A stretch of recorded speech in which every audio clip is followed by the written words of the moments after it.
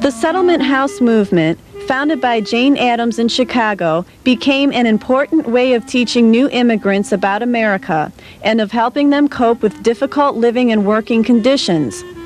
For the most part, settlement houses were located in Catholic or Jewish immigrant neighborhoods, but settlement house workers were still middle-class Protestant women, and while the moralizing approach of the missions remained, attitudes to reform had become more progressive. Goodrich House was founded by Flora Stone Mather in 1897. Activities were geared first to German and Irish immigrant women and children, then later to Eastern Europeans, and offered social clubs, singing lessons, a public library extension, and a gymnasium. Workers were proud that in just 1 year, 14,442 baths were taken and 2,015 laundries washed. The settlement's director from 1917 to 1947, Alice P. Gannett, believed Goodrich House helped boys overcome the gang instinct by exposing them to the good things in life. Later, the original immigrant groups were replaced by Appalachians and African Americans moving up from the South. In its present location on East 55th and St. Clair, the house has served people from former Yugoslavia. By World War I, a variety of settlement houses existed in Cleveland. Hiram House served the Jewish community along Lower Woodland, then Italians, and later African Americans, as these groups moved into the area.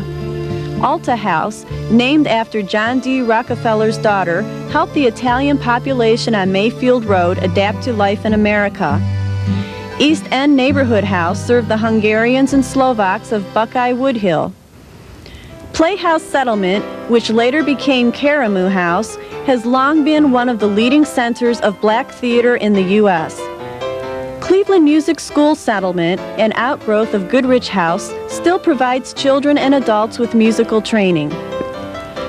As a young black nurse, Jane Edna Hunter was refused permission to board at Cleveland's YWCA in 1905. After she found herself living in a boarding house run by a family involved in prostitution, she founded the Phyllis Wheatley Association to provide a wholesome home and training for homeless black migrant women from the South. History shows us, dear women of 1896, that you worked hard to try and solve many problems.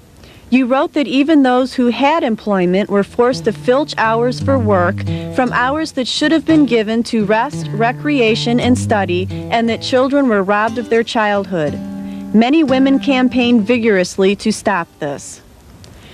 The 1920s and 30s saw the professionalization of settlement staff through programs such as the School of Applied Social Sciences at Western Reserve University.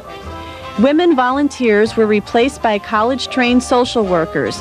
Increasingly, funds for the settlement houses were dispersed by industrialists and factory owners through Cleveland's community chest.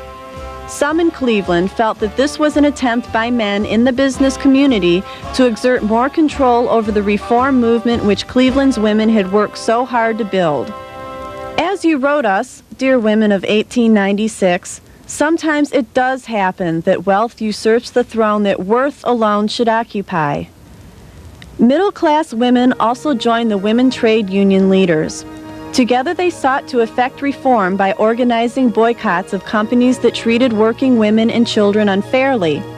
Such organizations as the Consumers League of Ohio, the Women's Trade Union League, and the National Child Labor Committee sought to improve working conditions by publishing white lists of employers who met minimum standards. In 1902, Cleveland's two major department stores, Higbee's and Halley's, qualified for the white list, but one wonders how helpful the list was when a living wage was considered to be $8 a week, and yet the pay standard for cash girls was only $2.50 a week, and when children were forced to stand for 9.5 hours a day working in factories. Cleveland garment workers struck manufacturers in 1911, asking for a 50-hour work week, a half-day off on Saturday, overtime pay, observance of legal holidays, and the elimination of charges for the use of machines, electricity, and thread. The 8 largest employers banded together hiring strikebreakers and sending out agitators to incite violence. Many women and girl strikers were arrested for disorderly conduct. Union leaders cited Becky Fisher, with her record of 39 arrests in 11 weeks, as a positive example to other strikers. However, the strike ended with no changes in working conditions. Many were angered that the middle-class club women, who had done so much to help working-class women by forming the YWCA and the settlement houses, sat by passively and watched, as employers refused to arbitrate and insisted upon settling issues by the force of starvation and false arrests and intimidation by hired thugs and sluggers. We still have a long way to go. 100 years later, women still only make 70 cents for each dollar earned by men. In the early part of this, Cleveland's second century, it was becoming clear that women needed the vote if they were ever to enlist the aid of government in solving those problems which you, the women of 1896, cared so deeply about solving. Petitions signed by women who could not vote were all too easy to dismiss. Women in the health field had a struggle similar to that of the garment and factory workers for equitable working conditions. In the 19th century, the sick were nursed to health by family members.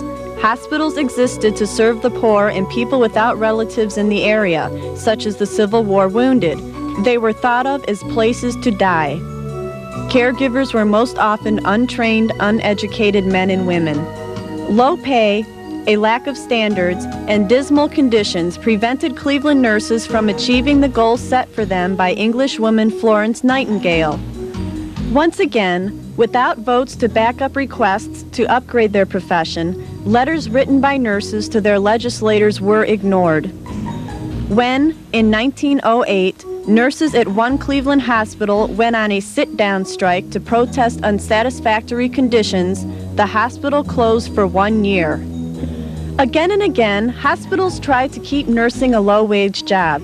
In 1923, Frances Payne Bolton helped professionalize nursing with the founding of the School of Nursing at Case Western Reserve University. But as recently as the 1930s Depression, doctors and hospital administrators asked nurses to consider working without pay.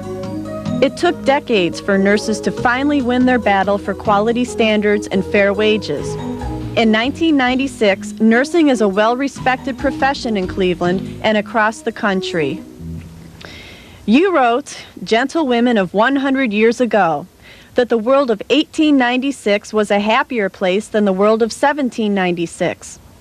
In 1996, our world is also a happier place than the world of 100 years ago, and in the United States, in Cleveland, Ohio, many of the people who worked to make this city a more equitable place for everyone were women. In 1848, under common law, all property and earnings of women belonged to their husbands. Women, along with the insane and the convicted criminal, could not sign a legally binding contract. The women's suffrage movement of the mid-19th century fought not only for the vote for women, but also for equal opportunities in jobs and education and for more equitable divorce and property laws. Although Cleveland hosted a National Women's Rights Convention as early as 1853, by and large, Cleveland's women suffragists were moderate and retiring. In 1911, Cleveland suffrage organizations were reactivated in the hope of amending the state constitution to allow women to vote. Florence Allen, who was later appointed the first female federal judge, spoke to college women around the state. The women of East Cleveland won the municipal vote in 1917 after Florence Allen argued the test case in front of the Ohio Supreme Court. During the First World War, the participation of various women's reform groups was a significant factor in the Allied victory. Cleveland's YWCA housed a unit of the Women's Land Army and ran a clubhouse for women industrial workers. The city's food conservation program and the sale of war bonds were promoted by the Cuyahoga County Woman Suffrage Association. President Woodrow Wilson said that women had earned the right to vote by their efforts during the war and urged voters to pass the 19th Amendment.